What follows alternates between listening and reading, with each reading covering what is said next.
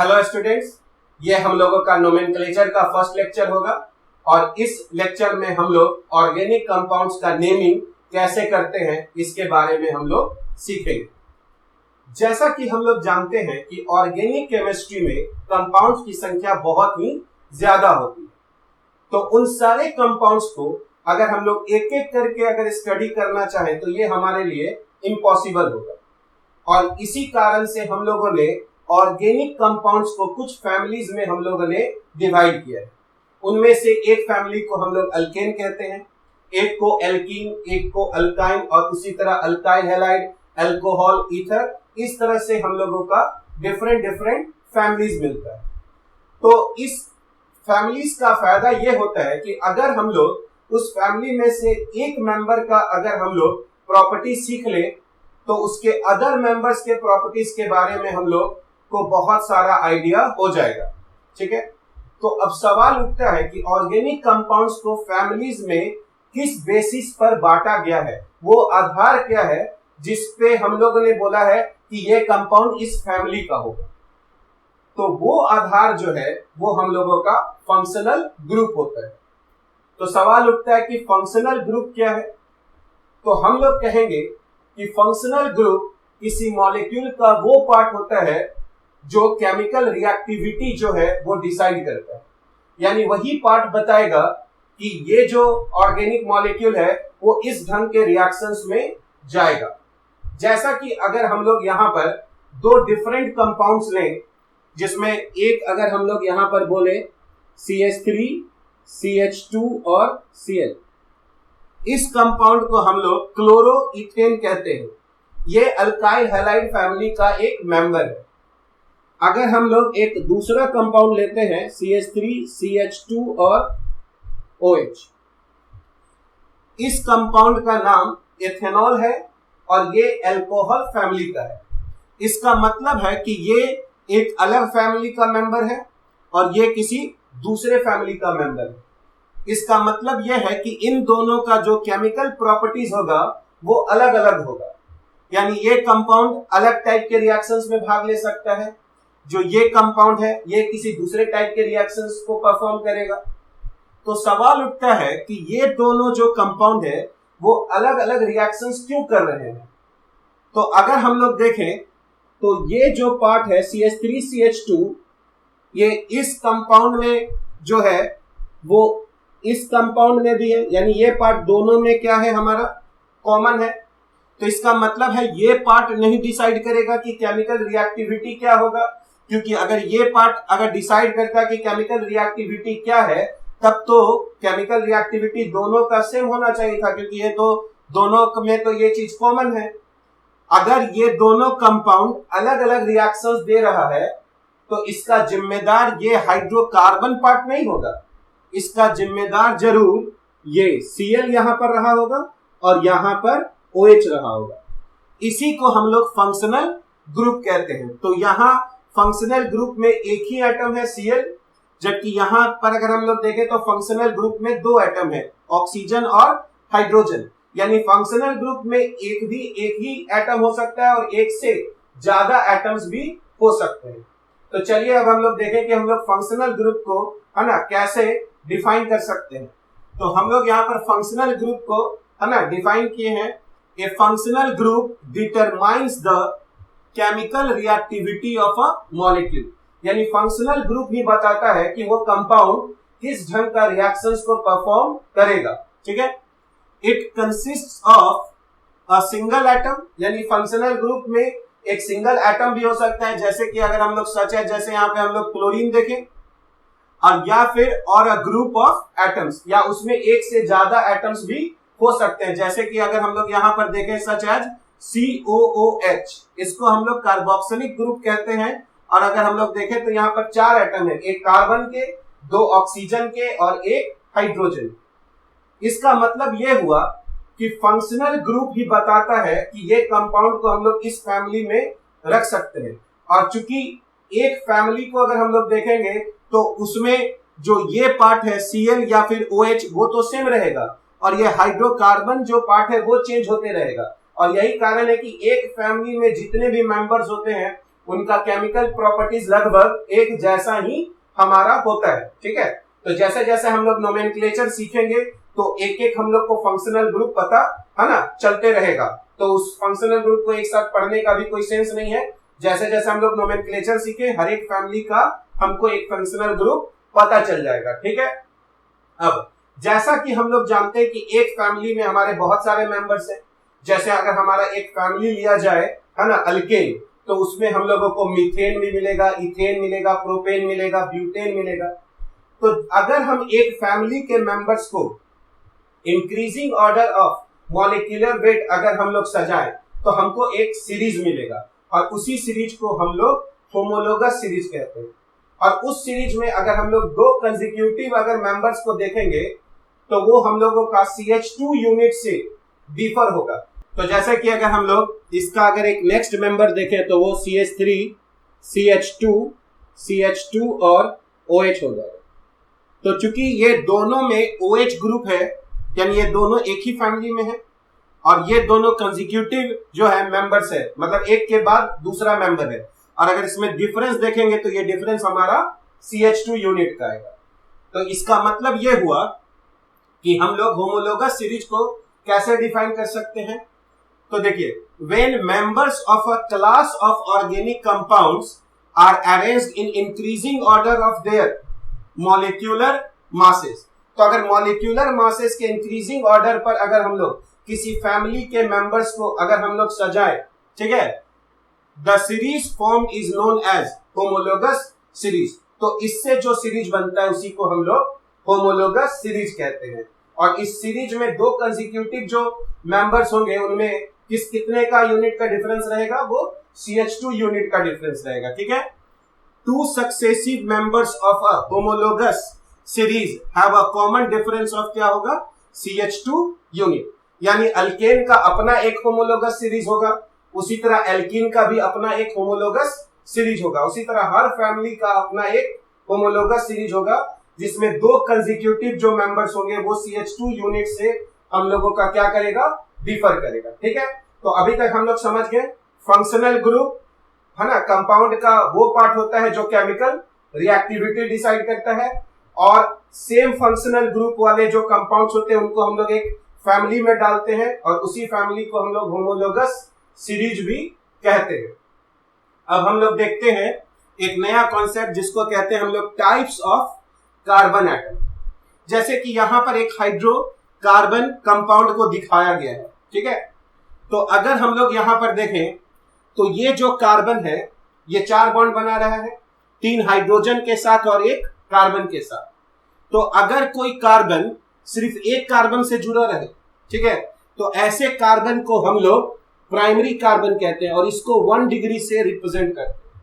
यानी अगर कोई कार्बन सिर्फ एक कार्बन से जुड़ा रहे और बाकी हाइड्रोजन से जुड़ा रहे तो उसको प्राइमरी कार्बन कहते हैं। उसी तरह अगर हम लोग यहां पर देखें तो ये जो कार्बन है ये 2 हाइड्रोजन के साथ जुड़ा हुआ है, और यहां पर भी वो एक कार्बन के साथ जुड़ा है, और यहां पर भी एक कार्बन के साथ जुड़ा हुआ है। तो यहां पर हम लोग इसको सेकेंडरी कार्बन कहते हैं, 2 डिग्री, ठीक है। अगर आप लोग यहां पर देखें इस कार्बन को, तो ये कार्बन यहां पर 3 कार्बन से जुड़ा हुआ है, एक यहां पर है, एक यहां पर है और एक यहां पर है। तो इस कार्बन को हम लोग, है ना, टर्शियरी या फिर 3 डिग्री कार्बन एटम बोलेंगे। अगर हम लोग इस कार्बन को देखें तो ये कार्बन 4 कार्बन एटम से जुड़ा हुआ है ना। ये बॉन्ड किसके बीच में है, कार्बन और कार्बन के बीच में है, ठीक है।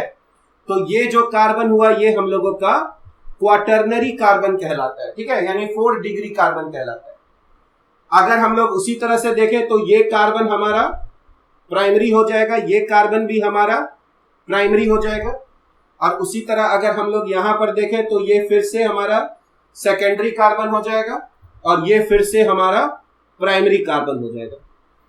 यानी अगर हम लोग अल्केन में देखें, है ना, सैचुरेटेड हाइड्रोकार्बन में देखें जिसमें कोई डबल और ट्रिपल बॉन्ड अगर नहीं है, तो जो मिथाइल ग्रुप होगा वो प्राइमरी कार्बन होगा, जो CH2 ग्रुप होगा वो सेकेंडरी कार्बन होगा, जो CH ग्रुप होगा वो टर्शियरी कार्बन होगा, और जो C जो ग्रुप होगा, जो कार्बन 4 कार्बन से जुड़ा हुआ रहेगा, इसको हम लोग क्वाटर्नरी कार्बन कहते हैं। तो ये हम लोगों का क्वाटर्नरी कार्बन है, ठीक है।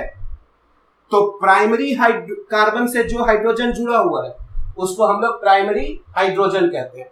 तो ये जो 3 हाइड्रोजन हुआ ये प्राइमरी हाइड्रोजन हो गया, ठीक है, क्योंकि वो प्राइमरी कार्बन से जुड़ा हुआ है। उसके बाद अगर हम लोग इन 2 हाइड्रोजन को देखें तो ये सेकेंडरी कार्बन से जुड़ा हुआ है, इसीलिए ये 2 हाइड्रोजन को हम लोग यहां पर सेकेंडरी हाइड्रोजन बोलेंगे। तो जो प्राइमरी कार्बन से अटैच्ड है वो प्राइमरी कार्बन हो गया, ठीक है, जो प्राइमरी कार्बन से अटैच्ड है वो प्राइमरी हाइड्रोजन हो गया, और जो सेकेंडरी कार्बन से अटैच्ड है वो सेकेंडरी हाइड्रोजन हो गया। और उसी तरह से जो टर्शियरी कार्बन से अटैच्ड है वो टर्शियरी हाइड्रोजन हो गया। तो हाइड्रोजन हमारा प्राइमरी भी हो सकता है, सेकेंडरी हाइड्रोजन भी हो सकता है, और टर्शियरी हाइड्रोजन भी हो सकता है, ठीक है। लेकिन हमारा क्वाटरनरी हाइड्रोजन नहीं हो सकता है, क्योंकि ये कार्बन ऑलरेडी कितना बॉन्ड बना रहा है, 4, तो इसके पास कोई हाइड्रोजन नहीं होगा। यानी जो कार्बन होंगे वो प्राइमरी, सेकेंडरी, टर्शियरी और क्वाटरनरी 4 टाइप्स के हो सकते हैं, लेकिन जो हाइड्रोजन होंगे वो सिर्फ 3 ही टाइप्स के होंगे, प्राइमरी, सेकेंडरी या फिर टर्शियरी, क्योंकि जो क्वाटरनरी कार्बन होगा वो ऑलरेडी 4 कार्बन के साथ जुड़ा हुआ है, तो और कोई हाइड्रोजन के साथ जुड़ नहीं सकता है। तो अब हम लोग यहाँ टाइप्स ऑफ कार्बन एटम्स में लिख सकते हैं कि टाइप्स ऑफ कार्बन एटम, जैसा कि अभी हम लोगों ने देखा कि कार्बन एटम्स जो है वो 4 टाइप्स के होते हैं। तो जिसमें फर्स्ट हम लोगों का हो गया प्राइमरी, इसी को हम लोग 1 डिग्री कार्बन भी बोलते हैं। तो जो प्राइमरी कार्बन होते हैं उनको हम लोग, है ना, कैसे डिफाइन कर सकते हैं, तो it is attached with only 1 other carbon atom, यानी जो प्राइमरी कार्बन होगा वो सिर्फ एक ही और कार्बन से अटैच्ड होगा, ठीक है। सेकेंडरी कार्बन, इसी को हम लोग 2 डिग्री कार्बन बोलेंगे। It is attached with 2 other carbon atoms, तो जो सेकेंडरी कार्बन एटम्स होंगे वो 2 और कार्बन एटम से जुड़े हुए रहेंगे, ठीक है। उसी तरह से हम लोग टर्शियरी यानी 3 डिग्री कार्बन एटम को डिफाइन कर सकते हैं। It is attached with 3 other carbon atoms, यानी जो टर्शियरी कार्बन होंगे वो 3 और कार्बन एटम से अटैच्ड रहेंगे, ठीक है।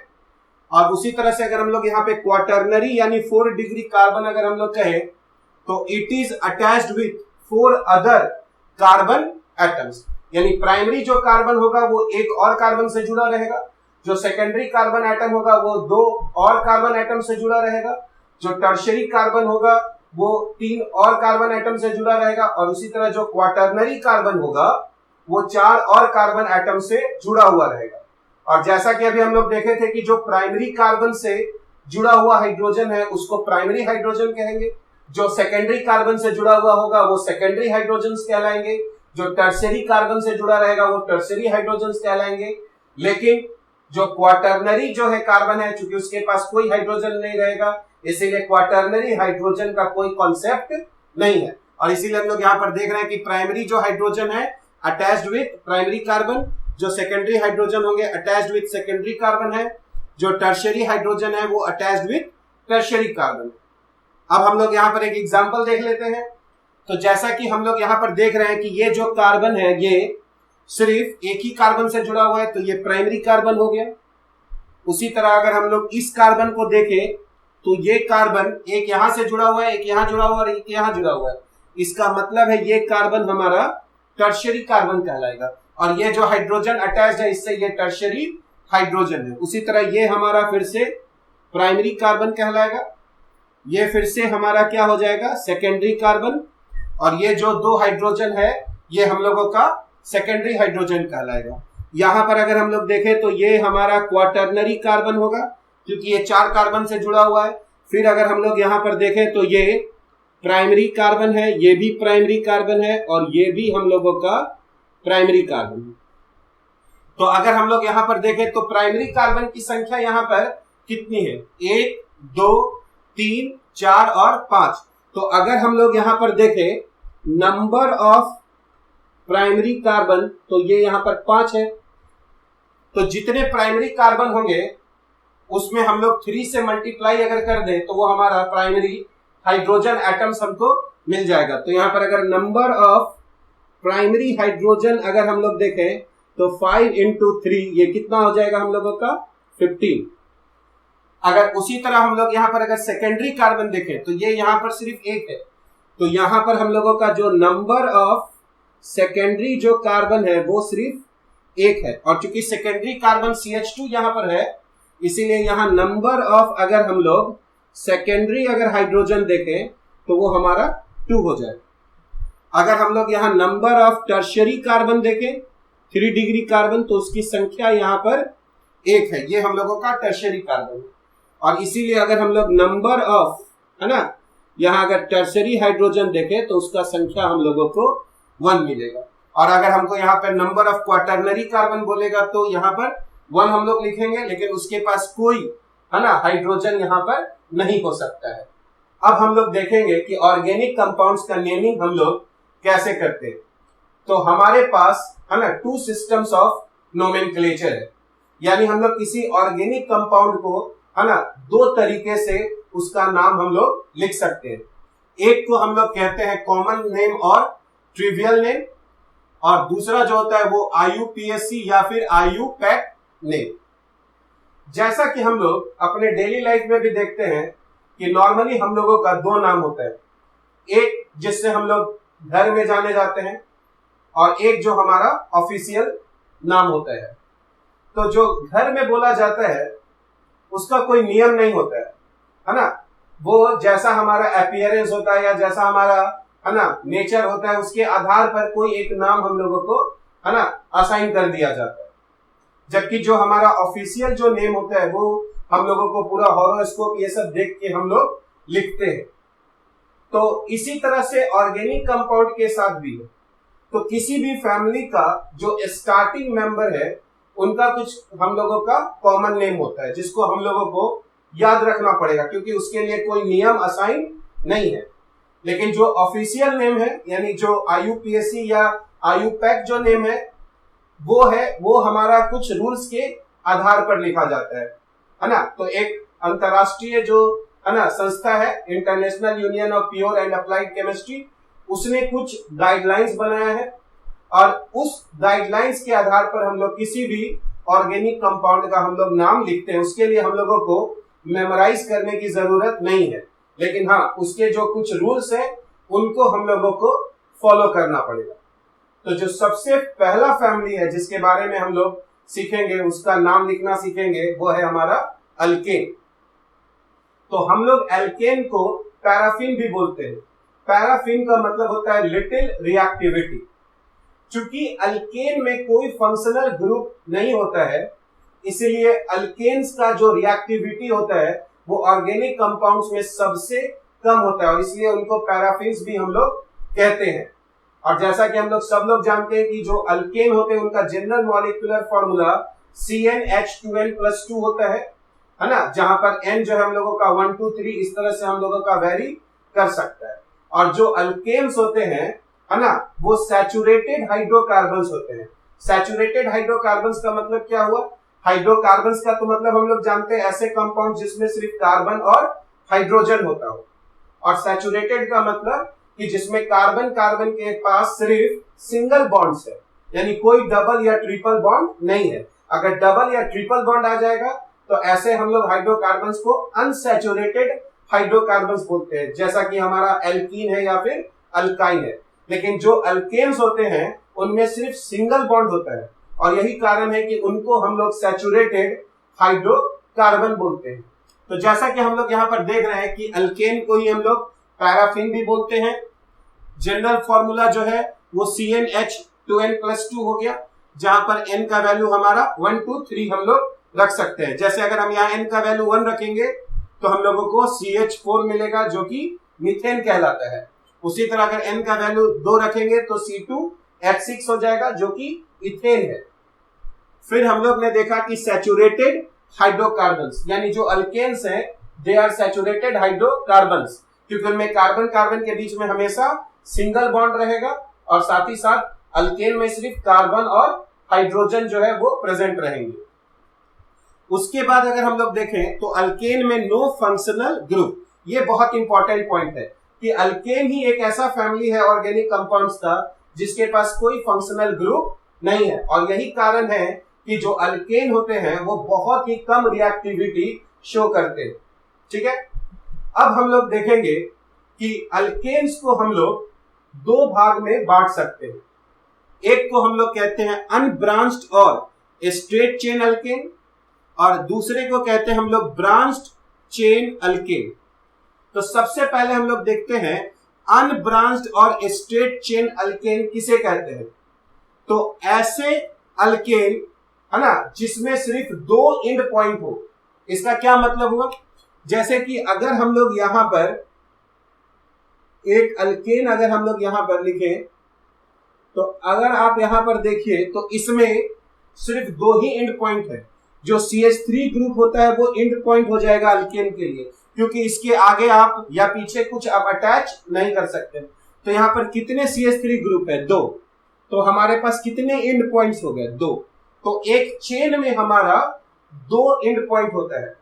और यही कारण है कि जब हम लोग कहेंगे अनब्रांच्ड या फिर स्ट्रेट चेन अल्केन, तो ऐसा हम लोग समझे कि उसमें सिर्फ 2 CH3 ग्रुप रहेगा। और अगर हम लोग ध्यान से देखें तो बीच में सिर्फ कौन से ग्रुप्स रहेंगे, CH2। यानी ऐसे अल्केन जिसमें सिर्फ हमारा प्राइमरी कार्बन या फिर सेकेंडरी कार्बन हो, ऐसे अल्केन को हम लोग स्ट्रेट चेन अल्केन्स या फिर अनब्रांच्ड अल्केन्स भी हम लोग कह सकते हैं।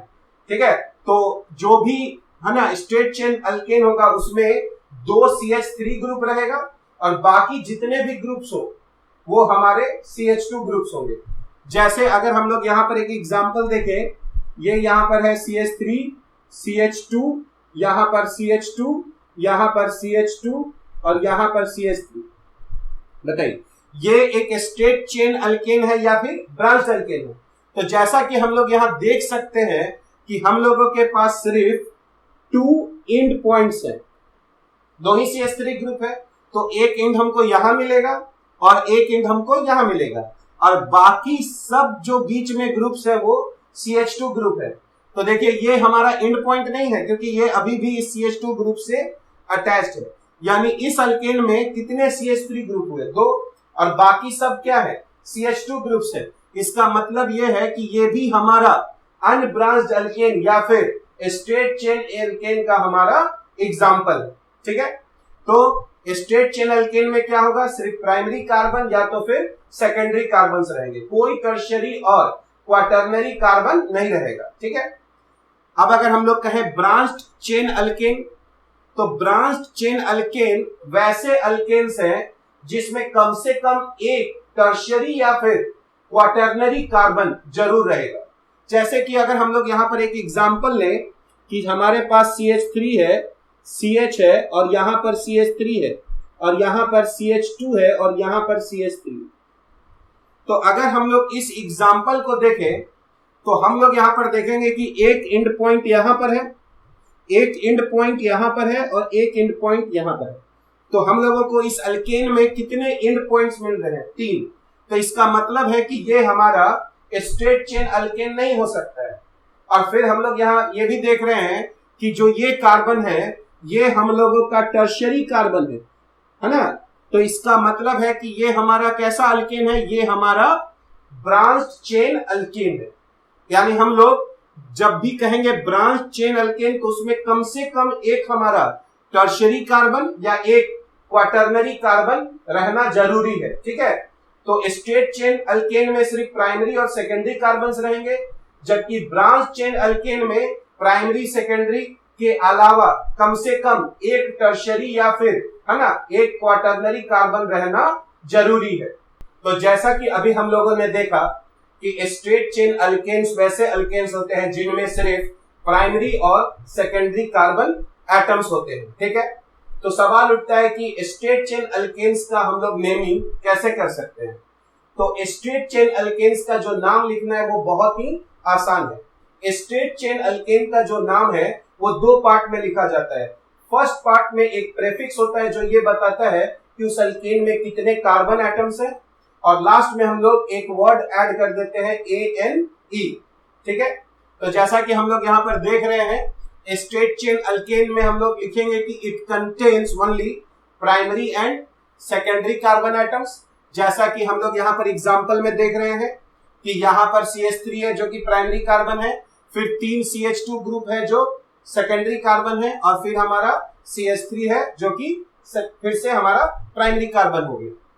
The name of each straight chain alkane consists of a prefix जो कि एक प्रेफिक्स से स्टार्ट होगा, that specifies the number of carbon atoms, जो ये बताएगा कि उस अल्केन में हमारे पास कितने कार्बन एटम्स है, एंड द एंडिंग ANE, और उसके नाम के जो लास्ट में हम लोगों को ANE ऐड करना पड़ेगा। ठीक है, तो जैसा कि हम लोग यहाँ पर देख रहे हैं कि अगर जो CH4 है तो हम लोग उसको मीथेन बोलते हैं, तो एक्चुअल में यहाँ पर कोई प्रेफिक्स यूज नहीं हुआ है।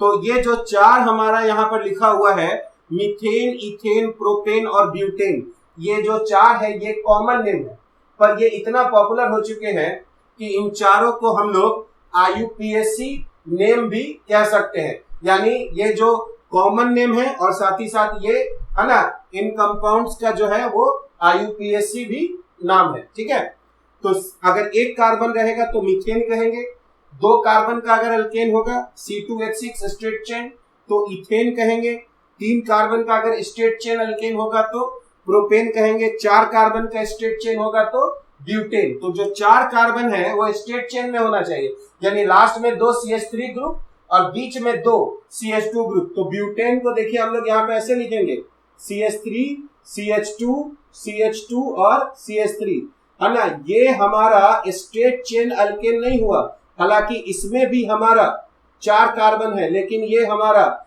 स्ट्रेट चेन अल्केन नहीं है। तो जब भी हम यहाँ पर C4H10 लिखेंगे और अगर स्ट्रेट चेन हम लोग लिख रहे हैं ब्यूटेन, तो उसका मतलब हमारा ये अल्केन होगा CH3 CH2, यानी जितने भी कार्बन होंगे लास्ट में दो CH3 ग्रुप, एक CH3 यहाँ और एक CH3 यहाँ रहेगा और बीच में CH2 ग्रुप्स रहेंगे। अब यहां से देखिए एक प्रेफिक्स ऐड हुआ है, जैसे पेंट का मतलब होता है 5 और लास्ट में एक वर्ड आ गया ANE, तो पेंटेन का मतलब ऐसा स्ट्रेट चेन अल्केन जिसमें 5 कार्बन एटम्स रहेगा। तो CH3 से स्टार्ट होगा, CH3 से एंड करेगा और बीच में कितने CH2 ग्रुप्स रहेंगे, 3। तो ये हमारा C5H12 पेंटेन हो गया। उसी तरह C6H14 क्या हो गया, हेक्सेन। तो हेक्स का मतलब 6 होगा और ANE हो गया हमारा उसके लिए अल्केन को, फैमिली को बताने के लिए। तो यहाँ पर हेक्सेन हो गया C6H14, 6 कार्बन स्ट्रेट चेन में है। C7H16, तो अगर हमारे पास 7 कार्बन है तो उसके लिए हम लोग प्रीफिक्स यूज करते हैं हेप, और इसीलिए हो गया हमारा हेप्टेन। तो हेप्टेन का मतलब straight chain alkane having 7 carbon atoms. उसी तरह अगर हमारे पास 8 कार्बन होंगे तो ऑक्ट, तो यहाँ पर हो गया C8H18 का जो नाम हुआ वो ऑक्टेन हुआ, जब 8 जो कार्बन होंगे वो हमारा स्ट्रेट चेन में होंगे। उसी तरह अगर हम यहाँ पर C9 और H20 बोले तो इसका नाम नोनेन हो जाएगा, और यहाँ पर जो 9 कार्बन एटम्स है वो स्ट्रेट चेन बना रहे हैं।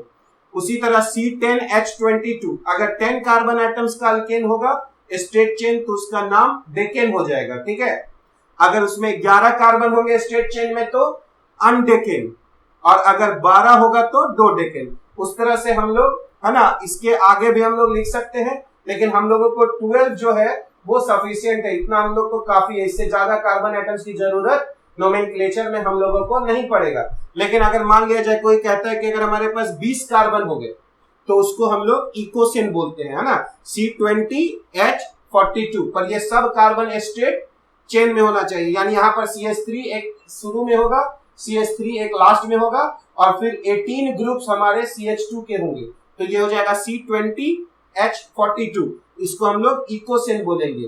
अगर C30, है ना, और H62 हो जाएगा तो उसको हम लोग ट्राई कॉन्टेन बोलते हैं। उसी तरह C40 हो जाएगा तो टेट्रा कॉन्टेन, पेंटा कॉन्टेन, और अगर हमारे पास 100 कार्बन का स्ट्रेट चेन अगर आ गया तो उसको हम लोग हेक्टेन बोलेंगे। हेक्टेन नहीं, हेक्टेन का तो मतलब 7 होगा, है ना, तो अगर हेक्टेन बोलेंगे तो इसका मतलब होगा ऐसा स्ट्रेट चेन अल्केन जिसमें हम लोगों के 100 कार्बन एटम्स है। अब हम लोग सेकेंड टाइप ऑफ अल्केन देखेंगे जो कि होता है हमारा ब्रांच चेन अल्केन। तो ब्रांच चेन अल्केन वैसे अल्केन होते हैं जिनमें हम लोगों को कम से कम कोई एक कार्बन हमारा टर्शरी या फिर क्वाटरनरी होना चाहिए। टर्शरी कार्बन का मतलब ऐसे कार्बन एटम जो 3 अदर कार्बन एटम से जुड़े होते हैं, और क्वाटरनरी कार्बन का मतलब होता है ऐसे कार्बन एटम जो 4 और कार्बन एटम से जुड़े रहते हैं। तो जैसा कि हम लोग यहाँ पर देख सकते हैं कि अगर हम लोग यहाँ पर एक एग्जांपल ले CH3 CH2 CH और CH3 और यहां पर CH2 और यहां पर CH2 और यहां पर CH3।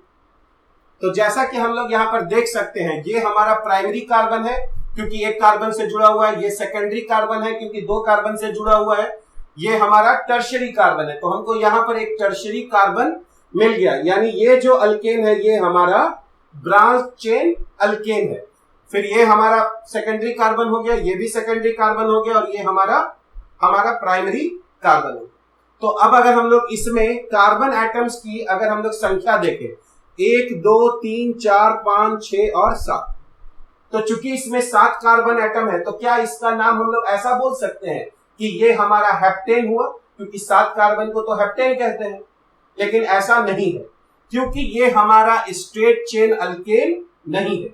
तो जो ब्रांच चेन अल्केन होते हैं उनका नाम हम लोग टोटल कार्बन एटम्स को काउंट करके नहीं लिख सकते हैं, ये गलत है। ठीक है, तब हम लोगों को क्या करना पड़ता है, तो उसके लिए हम लोगों के पास कुछ रूल्स है और उन रूल्स को फॉलो करते हुए हम लोगों को ब्रांच चेन अल्केन का नाम लिखना पड़ता है। तो ये चूंकि हमारा फर्स्ट नोमेनक्लेचर होगा इसलिए इसको हम लोग काफी है ना डेप्थ में देखेंगे, है ना। सारे रूल्स जो है IUPAC के वो इसमें हम लोग सीखेंगे, जो अदर फैमिलीज के नोमेनक्लेचर में भी हम लोगों को बहुत ही हेल्प करेगा। तो आइए देखते हैं कि अगर हमारे पास कोई ब्रांच चेन अल्केन अगर रहे तो उसका हम लोग नाम कैसे लिखते हैं। तो जो पहला स्टेप होता है वो ये होता है कि हमें एक ऐसा कंटिन्यूअस चेन कार्बन एटम का ढूंढना होता है जो सबसे लॉन्गेस्ट हो। यानी पहला जो स्टेप होता है वो होता है select the longest continuous chain of carbon atoms. तो जैसा कि हम लोग यहाँ पर देख सकते हैं कि अगर हम लोग यहाँ पर ये हमारा एक एंड पॉइंट है, यहां भी एक एंड पॉइंट है और यहां पर भी एक एंड पॉइंट है। तो लॉन्गेस्ट कंटिन्यूअस चेन ढूंढने के लिए हम लोग को क्या करना है कि दो एंड पॉइंट को हम लोग को देखना है और उसमें कार्बन एटम्स को काउंट करना है। तो जैसे अगर हम लोग यहां और यहां देखें तो इस चेन में कितने कार्बन एटम्स है, 1 2 3 और 4। तो इसमें 4 कार्बन एटम्स है। अगर यहां से चले और यहां आए तो 1 2 3 4 और 5, तो इस चेन में 5 कार्बन एटम्स है। लेकिन अगर हम लोग इस चेन को कंसीडर करें तो यहां पर कितने कार्बन एटम्स मिलेंगे, 1 2 3 4 5 और 6। तो ये जो चेन है ये हमारा सबसे लॉन्गेस्ट कंटिन्यूअस चेन हमारा कहलाएगा। और इसमें कितने कार्बन एटम्स हैं, 6। और इसी चेन को हम लोग पैरेंट चेन भी बोलेंगे। तो जो सबसे लॉन्गेस्ट कंटिन्यूअस जो है हम लोगों का जो कार्बन एटम का चेन मिलेगा उसी को हम लोग पैरेंट चेन कहेंगे। तो हम लोग कहेंगे कि इसके पैरेंट चेन में कितने कार्बन एटम्स है, हमारा 6। अब जो ग्रुप पैरेंट चेन में नहीं आ पाया उसको हम लोग सब्स्टिट्यूएंट बोलते हैं। तो जैसे कि हम लोग यहाँ पर देख रहे हैं ये CH3 ग्रुप पैरेंट चेन में नहीं आ पाया तो हम लोग कहेंगे कि ये एक सब्स्टिट्यूएंट है। ठीक है, सब्स्टिट्यूएंट है। यानी इस ब्रांच चेन अल्केन में हम लोग अगर देखें तो 6 कार्बन एटम का पैरेंट चेन है और एक CH3 ग्रुप जिसको हम लोग मिथाइल ग्रुप कहेंगे, ये एक सब्स्टिट्यूएंट। तो पहला स्टेप था हम लोगों का select the longest continuous chain of carbon atoms. ठीक है, अब हम लोगों को सेकेंड स्टेप ये होता है कि जो ये सब्स्टिट्यूएंट होता है ये किस कार्बन पर लगा हुआ है उसको हम लोगों को बताना होता है। और इसके लिए हम लोगों को पैरेंट चेन को नंबरिंग करना पड़ता है और वो नंबरिंग इस तरह से किया जाता है कि ये जो सब्स्टिट्यूएंट है उसको हम लोगों को कम से कम नंबर मिलना चाहिए। तो अगर हम इस एंड से चलेंगे तो ये 1 2 और 3 यहाँ पर थर्ड कार्बन आएगा, जबकि अगर हम लोग इस एंड से चले तो 1 2 3 और 4th पोजीशन पर ये मिथाइल ग्रुप आएगा। इसका मतलब है हमारा नंबरिंग इधर से होना चाहिए। तो अगर ये 1 हुआ, ये 2 3 4 5 और 6, यानी हमारा फर्स्ट स्टेप होता है लॉन्गेस्ट कंटिन्यूअस चेन सेलेक्ट करना, सेकेंड स्टेप होता है नंबरिंग। अब इस नंबरिंग को करने में हम लोगों को कुछ और भी रूल्स है ना, जो हम लोग सीखेंगे। पर अभी हम लोग सबसे सिंपलेस्ट केस देख रहे हैं जब हमारे पास सिर्फ एक सब्स्टिट्यूएंट होता है। तो हम लोग उस सब्स्टिट्यूएंट को नंबरिंग उस तरफ से करते हैं जिस तरफ से हम लोगों को सबसे कम नंबर मिलता है। तो अब हम लोग देख चुके हैं कि ये जो एक सब्स्टिट्यूएंट है इसका जो पोजीशन है ये हमारा थर्ड पोजीशन पे लगा हुआ है। अब अगर हम लोग कहें कि पहले हम लोगों को इसका नाम डिसाइड करना पड़ेगा, तो अगर हमारे पास CH4 होता है तो उसको हम लोग क्या कहते हैं, तो ये हम लोगों का मीथेन कहलाता है। और अगर किसी अल्केन में से एक हाइड्रोजन अगर हम लोग हटा लें, तो अगर इसमें से अगर हम लोग एक हाइड्रोजन हटा लें तो हम लोगों को एक ग्रुप मिलता है जिसको कहते हैं हम लोग अल्काइल ग्रुप। यानी अल्केन में से अगर एक हाइड्रोजन हम लोग हटा लें, अल्केन में से एक हाइड्रोजन हटा लें तो एक ग्रुप मिलता है जिसको कहते हैं हम लोग अल्काइल ग्रुप। ये अल्काइल ग्रुप कोई कंपाउंड नहीं है, क्योंकि अभी ये कार्बन का जो है वो एक वैलेंसी हमारा खाली है, ठीक है। तो अगर हम लोग मीथेन में से एक हाइड्रोजन हटा लेंगे तो मिथाइल ग्रुप बनेगा, उसी तरह से इथेन में से एक हाइड्रोजन हटा लेंगे तो इथाइल ग्रुप मिलेगा। इसके बारे में हम लोग और भी डिटेल डिस्कशन करेंगे, पर अभी हम लोगों को अगर बेसिक सा दो अगर हम लोग अल्काइल ग्रुप का बात करें तो एक हम लोगों का मिथाइल ग्रुप हो जाएगा, और अगर ऐसा कोई सब्स्टिट्यूएंट आएगा तो उसका नाम हम लोग इथाइल ग्रुप कहेंगे, है ना, कि ये इथाइल ग्रुप है। और CH3 क्या है, मिथाइल ग्रुप। तो हम लोग कहेंगे कि ये कौन सा सब्स्टिट्यूएंट है, मिथाइल सब्स्टिट्यूएंट, और किस पोजीशन पे लगा हुआ है, थर्ड पोजीशन पे लगा हुआ है। तो सबसे पहले नाम लिखने के क्रम में हम लोगों को ये देखना होता है कि सब्स्टिट्यूएंट का पोजीशन क्या है, 3। तो सबसे पहले हम लोग, है ना, उसका पोजीशन लिखते हैं और फिर हम लोग हाइफन देते हैं और उसके बाद उस सब्स्टिट्यूएंट का नाम, तो इस सब्स्टिट्यूएंट का नाम क्या है, मिथाइल। और उसके बाद हम लोग देखते हैं कि इसके पैरेंट चेन में कितने कार्बन एटम्स हैं, 6। तो 6 कार्बन का जो स्ट्रेट चेन अल्केन होता है उसका क्या नाम होता है, हेक्सेन। वही नाम हम लोगों को यहां पे रखना है, ठीक है। तो इसका नाम हो जाएगा 3 मिथाइल और हेक्सेन, ठीक है। और ये पूरा एक सिंगल वर्ड में होना चाहिए। हम लोग अभी एक एक करके सारा रूल्स को समझेंगे, लेकिन सबसे पहले एक एग्जांपल की सहायता से हम लोगों ने देखा कि अगर हमारे पास सिर्फ एक सब्स्टिट्यूएंट अगर होगा तो हम लोगों को क्या करना है। तो पहला एक लॉन्गेस्ट कंटिन्यूअस चेन सेलेक्ट करना है, फिर जो सब्स्टिट्यूएंट्स हमारे पास आएंगे उनका नंबरिंग करना है कि यानी वो पैरेंट चेन के किस कार्बन एटम के साथ जुड़े हुए हैं, ठीक है। और फिर बाद में जब हम लोग नाम लिखेंगे तो सबसे पहले सब्स्टिट्यूएंट का पोजीशन आता है, फिर सब्स्टिट्यूएंट का नाम आता है, और बाद में फिर हम लोग पैरेंट चेन में जितने कार्बन एटम्स होते हैं उनका जो स्ट्रेट चेन अल्केन होता है उसका हम लोग यहाँ पर नाम लिखते हैं। तो जैसा कि हम लोग एक और एग्जांपल अभी देखें, तो अगर हम लोग यहाँ पर एक और एग्जांपल देखते हैं, CH3, यहाँ पर CH और यहाँ पर CH3 है, और यहाँ पर है CH2, और यहाँ पर है CH और CH3, और यहाँ पर है CH2 और CH3। अब अगर हम लोग इसका अगर नाम लिखना चाहे तो कैसे लिख सकते हैं, तो फिर से हम लोगों को पैरेंट चेन चूज करना होगा। और जैसा कि हम लोग यहाँ पर देख रहे हैं कि पैरेंट चेन हम लोग यहाँ और यहाँ के बीच में ले सकते हैं, तो ये हम लोगों का क्या हो जाएगा, ये हम लोगों का पैरेंट चेन हो गया। कितने कार्बन का पैरेंट चेन हो गया, 1 2 3 4 5 और 6। आप यहां से भी पैरेंट चेन ले सकते थे, मतलब कि यहां के बाद एक CH3 है और यहां के बाद भी एक CH3 है, तो हम लोग यहां से भी स्टार्ट कर सकते थे और यहां से भी स्टार्ट कर सकते थे, कोई प्रॉब्लम नहीं। अब सवाल उठता है नंबरिंग करते वक्त, तो नंबरिंग अगर हम लोग इधर से करेंगे तो CH3 का पोजीशन सेकंड आएगा, और इधर से करेंगे तो CH3 का पोजीशन थर्ड आएगा। तो किधर से हमारा नजदीक आ रहा है, तो यहां से नजदीक आ रहा है। तो यहां नंबरिंग हो गया 1 2 3 4 5 और 6, ठीक है। और अब हमारे पास कितने सब्स्टिट्यूएंट्स हो गए, तो हमारे पास 2 सब्स्टिट्यूएंट्स हो गए। ये भी मिथाइल है और ये भी मिथाइल है, तो कितने मिथाइल ग्रुप हो गए हमारे पास, 2। तो नाम में सबसे पहले सब्स्टिट्यूएंट का पोजीशन बताना होता है, तो इसका पोजीशन जो है सेकंड है और इसका फोर्थ है। तो जब नंबर लिखते हैं तो उसको हम लोग कॉमा से सेपरेट करते हैं। तो ये 2,4 यानी दो सब्स्टिट्यूएंट है और चूंकि दोनों सिमिलर सब्स्टिट्यूएंट्स हैं तो इसीलिए हम लोग यहां पर मिथाइल मिथाइल दो बार ना लिखकर उसको हम लोग डाई मिथाइल लिखेंगे। यानी डाई एक प्रेफिक्स है जो बताएगा कि ये मिथाइल ग्रुप कितनी बार आया है, दो बार, और किस पोजीशन पर, 2 और 4 पोजीशन पे। तो 2,4 डाई मिथाइल, और उसके बाद पैरेंट चेन में कितने कार्बन आइटम्स हो गए, 6। तो उसका स्ट्रेट चेन जो अल्केन होता है वो होता है हेक्सेन, तो इसका नाम हो जाएगा 2,4 डाई मिथाइल हेक्सेन। ठीक है,